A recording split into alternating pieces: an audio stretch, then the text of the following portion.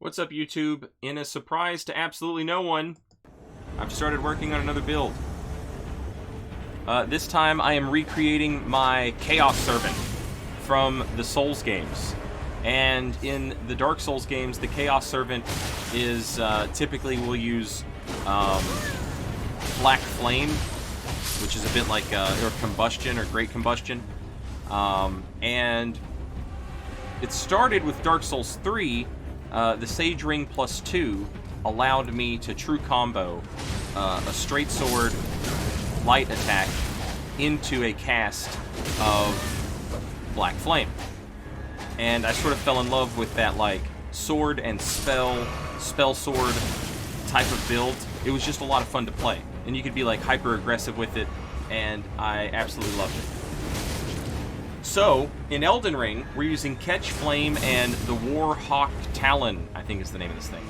The sword. It's got special R2s on it that hit twice, and we're using the Flaming Strike Ash of War, which does the thing, it just true combos. You have to hit it precisely correct with the hitbox,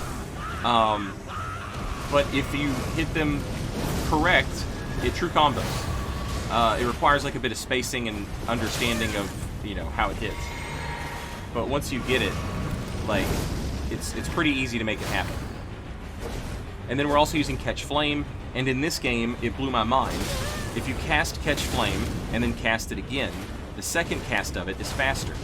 However, that also extends to if you just press attack with a weapon and then cast Catch Flame, it comes out faster. It's just built in. It's like Miyazaki watched me play Dark Souls 3 and was like, let's make Elden Ring really, really fun for that guy in particular.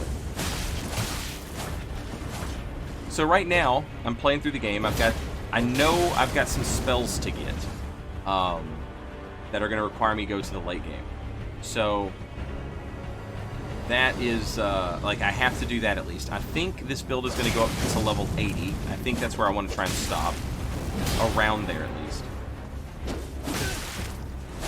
But currently, that was my Discord, not yours, by the way. I apologize. I don't even have Discord open. I do have Discord open. What was I saying? Very professional of me. Yeah, level 80. I want to go to level 80.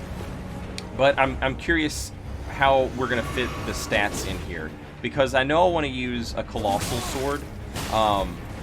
It's the... I don't remember what it's called, but it's the one you find in Caelid at the bottom of the Caelid Divine Tower. I'm going to be using that. I know that for sure. But other than that, and the spells... Like, I know for... Like, there's a Firestorm type of equivalent that I have to grab. But other than that, I don't know what else I'm going to end up with. I waited a while before I made this build. Typically, this build is called the Chaos Servant. And, you know, that ties into, like, the old Dark Souls lore. But as I was playing Elden Ring for the first time, I get close to the end of the game and I meet this NPC. And he starts talking about Chaos, and Chaos is a very different thing in Elden Ring. So there's still going to be a Chaos Servant build, but that will be a very different build from, like, Fire Guy. Also, Fire Guy's opponents' screams when you beat them with, like, the fire damage is insane. It's worth just for that. So I knew this build was going to be slightly different this time around, but I wasn't sure what that entailed exactly. So I played through the games a couple times to get a feel for it. And basically in Elden Ring, the fire spells, the incantations, they are like prophecies from faith builds who see the flame of ruin in their visions. And once they see the flame of ruin in their visions, they're kicked out of the church, which is where the prophet build starts off. The prophet class at the very beginning of the game has been kicked out of the church for having had a vision. And then if you look at the spells they start with, one of the spells is Catch Flame. And Catch Flame tells you, you know, yeah, anytime Anytime one of the religious people sees this fire, they're kicked out of the church. So instead of being called the Chaos Servant, I knew it was going to have to, you know, something to do with the Ruinous Flame. So now, I've named this character Avowed to Ruin, which is pretty metal. Pretty edgy, but I like it. I'm trying not to use a shield. You're watching me, like, fight these dudes with katanas, and, like, obviously, a block or a parry would be, like, absolutely huge right here. And I don't do enough damage to justify not playing with the shield. Like, you know, my riposte would do a bunch of damage. But I'm not parrying. And I'm trying to not parry on purpose, and not block especially. I always try and play this build like hyper-aggressive, and it's fun for me to give these characters that I play, you know, different styles, and so not using a shield is like a choice. But this invasion right here kind of broke me, and I was like, alright, I'm going to start keeping a shield on me. I won't block with it, but I'll parry with it. So, yeah. Expect to see that.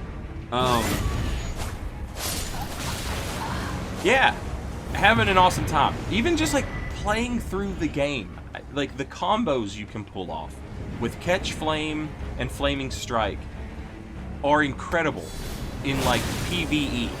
Like, it's so much fun to just play through the game with this build. I love it. I absolutely love it. My damage is a little low right now because my damage stat is always like the last thing I level up. I'm going to get my hit points. After I get my hit points, I'm going to get, you know, my strength and dex where they need to be to use the weapons I want to use. And like I said, I know I'm going to use a Colossal sword on this build. And then after that, my damage, which is all probably going to be Faith. So I'm not exactly sure what I'm going to end up with, because there's not really, like, a good Elden Ring character planner yet.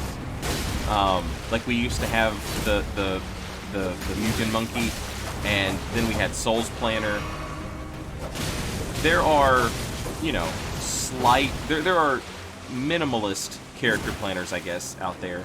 But nothing, like, super easy, like those that I mentioned before, where you could just throw some numbers in and take a look and see what you can do.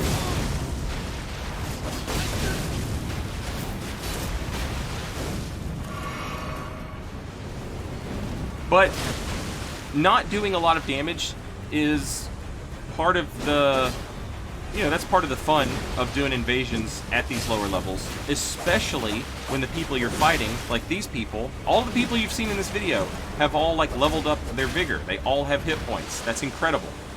And these fights have been a lot of fun. I know I'm not doing a lot of damage, but these people don't have 400 hit points, which is a real number of hit points I've come across in very late game areas.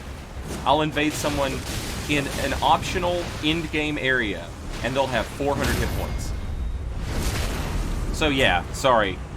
I had to have some sort of shield to parry with. It was just driving me crazy.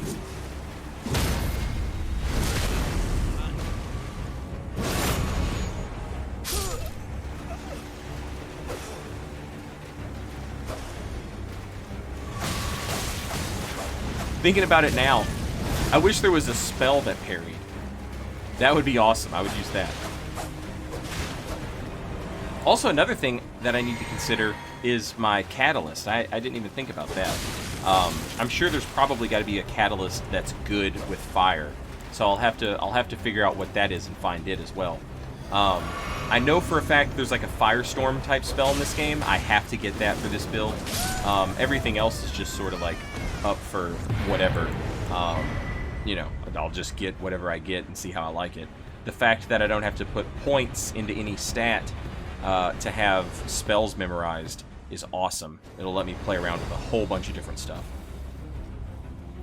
I've got 3 spells right now and 3 spell slots. So, like, you know, like Catch Flame, Flame Sling, and O Flame. And like O Flame is really good in PvE, but it's basically just a slower Catch Flame. I'm sure it does a lot more damage or whatever, but it's harder to hit. So I'll probably stick with Catch Flame unless I figure out something interesting with O Flame. I'll probably just stick with Catch Flame. And then, you know, find some other spells that sort of do things besides, you know, up close and personal. Or maybe, you know, they do up close and personal in a different way, and that could also be useful.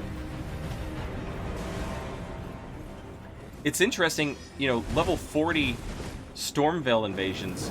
My host here is using the Carrion Night Sword, which gives, you know, obviously they did Liurnia of the Lakes before they came to Stormveil.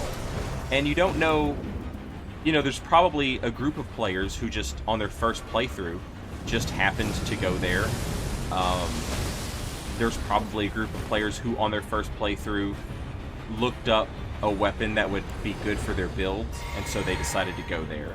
Then you probably have people who are on their second playthrough, and they're like, let's not go to Stormveil right away. Let's go there later. I've gotten invasions at Stormveil at so many different level ranges. It's kind of absurd, because it's so close to the starting point of the game, and the very first NPC you talk to is like, yeah, go there, go there.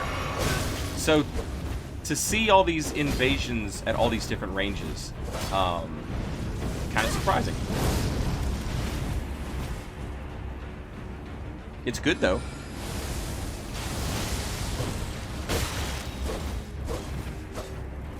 I am so excited to see what else the game is going to let me do with this build. Because, like, the love that it showed me with the start of the build, with O-Flame's different casting speeds,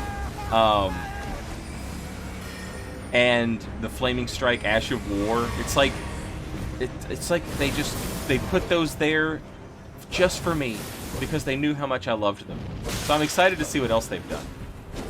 I swear to God. See, Firestorm was great.